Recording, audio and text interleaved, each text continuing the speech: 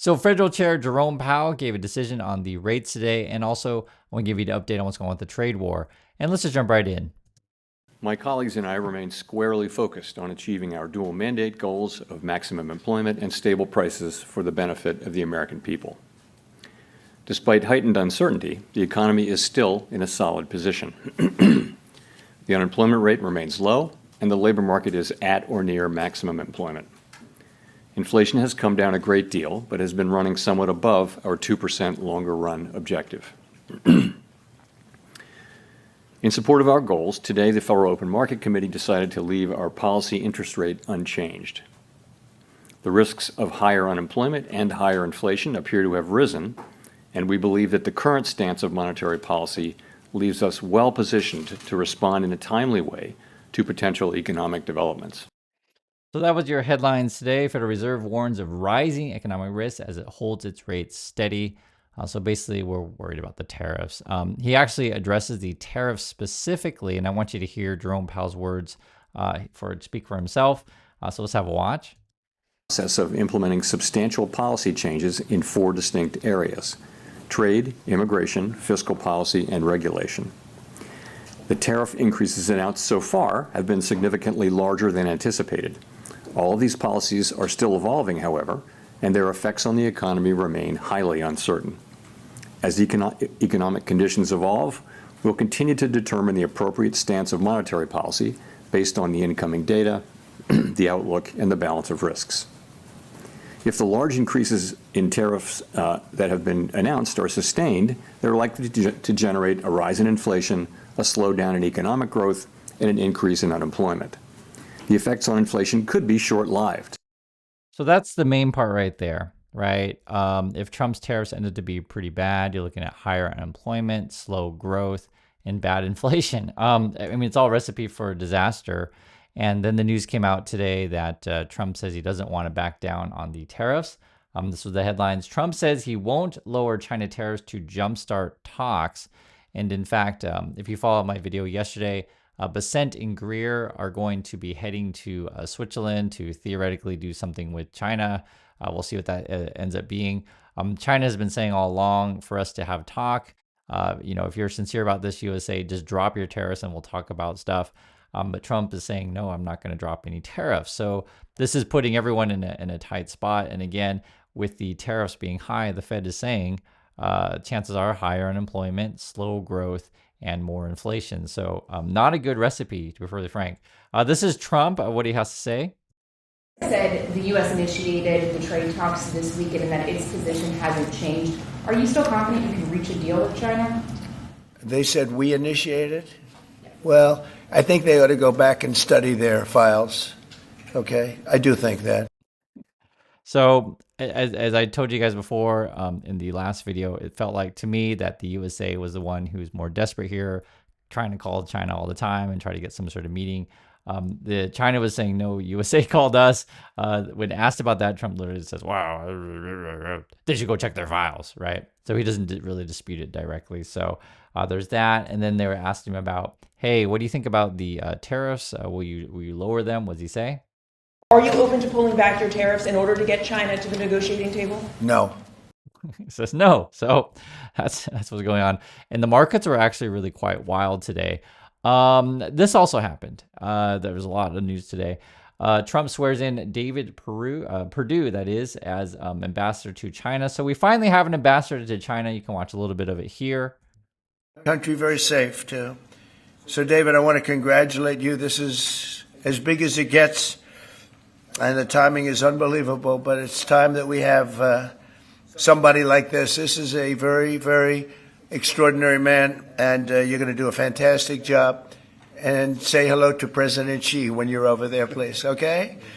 Thank you very much. Marco? And I want you to just see that a little bit because I thought it was kind of funny because remember, Xi won't talk to Trump. Trump keeps asking for a one-on-one with Xi. Trump wants that photo op. It doesn't appear to be happening at the moment.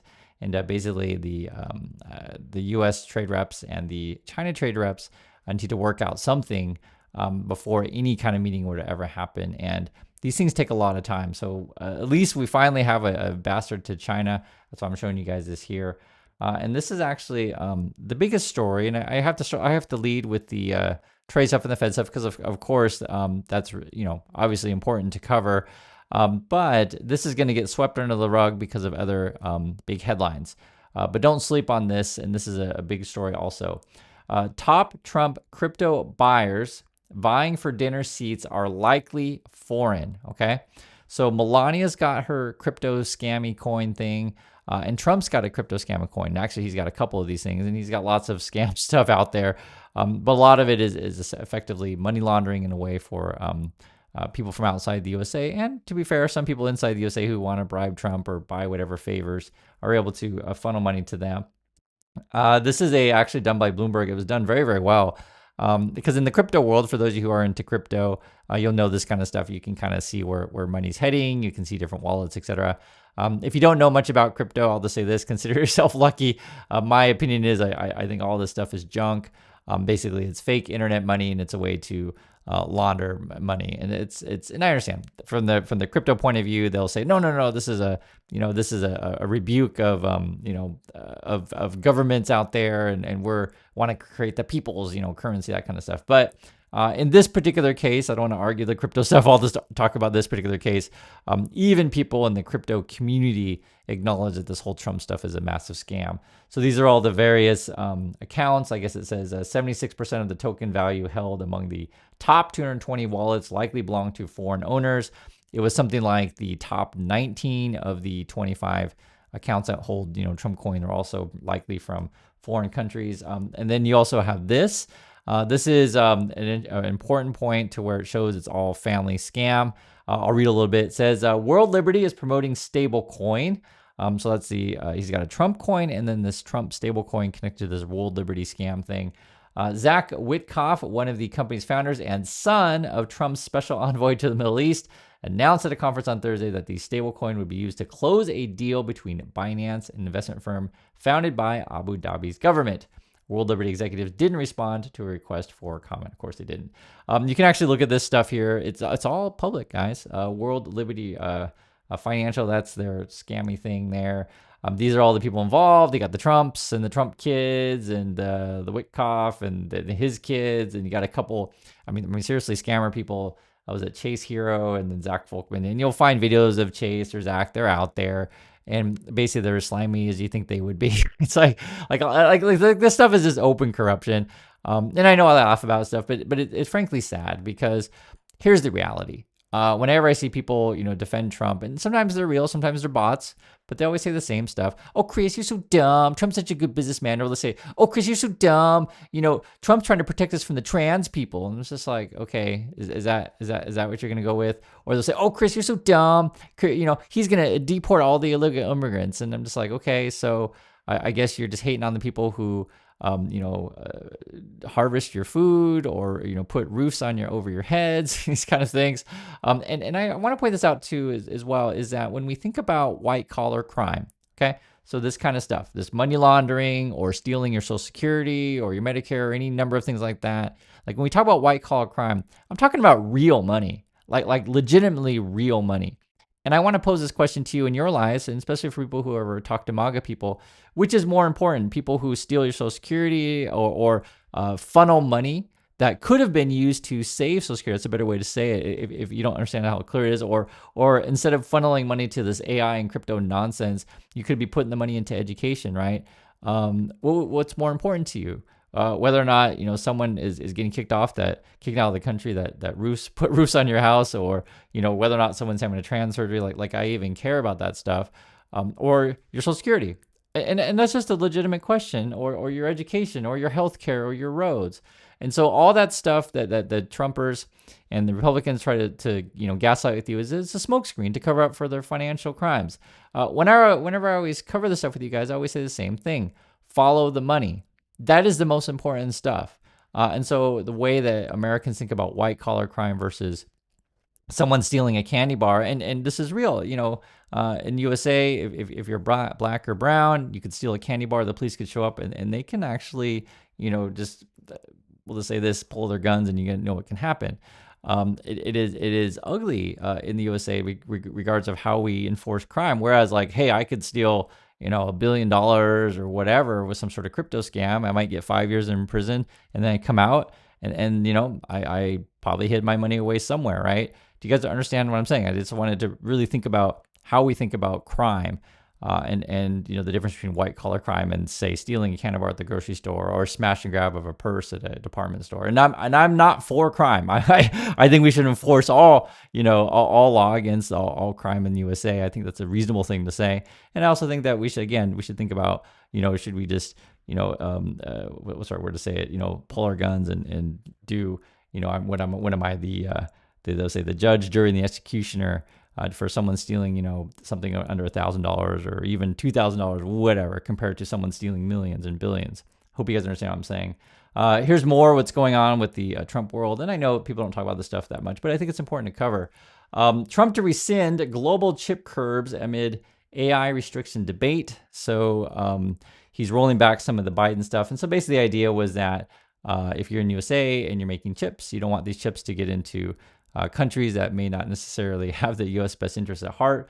I guess Trump is rolling this stuff back. And I think the idea is, and the article wasn't necessarily clear because I don't think anyone knows exactly except for Trump and his kids. But it sounds like Trump's going to the Middle East. He's going to make some sort of big announcement. And, this may have to do with maybe, Saudis or Qatar or whatever want to build, new AI companies and stuff like that. So again, it's doing things to make themselves rich. This is an article that just came out recently. Says Trump's son's deals on 3 continents directly benefit the president. Of course it does, right?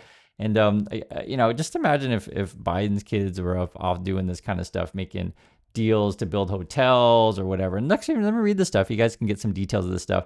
It says here, a contest of sorts has played across Europe, the United States, and the Middle East in recent days as President Trump's 2 older sons have pursued a blitz of family money-making ventures, capitalizing on their family father's name and power, each seemingly trying to outdo the other, right? So, Trump is president, so his kids are like, oh, how can I use the Trump name and make big promises and make money off this stuff, right? Because that's what business people do, and that's what people voted for, so their kids can make money. It is a rush to cash that involves billions of dollars with few precedents in American history. So not that many people actually do this kind of stuff. Like we haven't seen this level of corruption like this in the past. A luxury hotel in Dubai, a second high-end residential tower in Jeddah, Saudi Arabia, 2 cryptocurrency ventures based in the United States, a new golf course and villa complex in Qatar, and a new private club in Washington. In many cases, these deals promoted over the last week will personally benefit not only Eric Trump and Donald Trump Jr., but also President Trump himself. So I just want to make this stuff clear. And these are the pictures of this stuff. So it's not like we're just making up some random stuff. And again, the way the Republicans try to cover it up is it just get you talking about, but what about those trans people? Oh, we gotta kick them out of the military today. Or what about those illegal immigrants who put roofs on your houses? Oh, we got to kick those people out. Or if they'll, if you question them, they'll say, well, we all know all the brown people are part of gangs. Oh yeah, we all know that. And so, that's the arguments that they make, and you got to call them out on their BS. I also want to make it really clear as well. If someone is in fact a gang member and doing all sorts of crimes in the USA, by all means support them. But in that situation, still people have a right to due process. So you're not just, again, you show them up at someone's house without a warrant and you're just the judge, jury, and executioner and doing whatever you like without due process is a horrible way to run things. It was just the news recently, and you guys might have saw it. If you remember the student that was kidnapped from Tufts University, I believe she was from Turkey, and then she was taken very quickly. I think she's being detained in Louisiana. The judge just recently said you got to bring her back, get her out of the detention center or whatever. And that's the kind of stuff to where it's very, very frustrating because even in say that situation, it's how do we think about what's our attention on, right? So I already know the stuff that I'm showing you guys here with the crypto, stuff that Trump's up to or whatever scam he's doing with his sons in the Middle East or whatever. That's not that exciting to people. People want to hear about, who farted and who did that kind of stuff. And it's deeply frustrating for me. But I try my best. I know I have to give you guys entertainment and also give you the news at the same time. And I hope you understand the frustration level that I have when I see this stuff because this gross corruption it just keeps getting worse, and the dementia and the craziness and insanity of the Trump administration is dragging us all down, to be perfectly frank, especially with this trade war. And Trump's announcement basically coincides with sort of what Federal Treasurer Jerome Powell is saying. Powell's saying, hey, if Trump sticks to his guns and keeps on that trade war that he wants to do, like, everything's going to get really bad. And the Fed, they try to stay as neutral as possible, but when the language is clear, if the tariffs remain high, you're going to get basically people lose their jobs, higher unemployment, lower growth, right? Things are going to be really struggling in USA, and then higher inflation. I mean, it's just a recipe for disaster. So I hope you understand everything what we're talking about. I do appreciate your time, and I catch you all in the next video.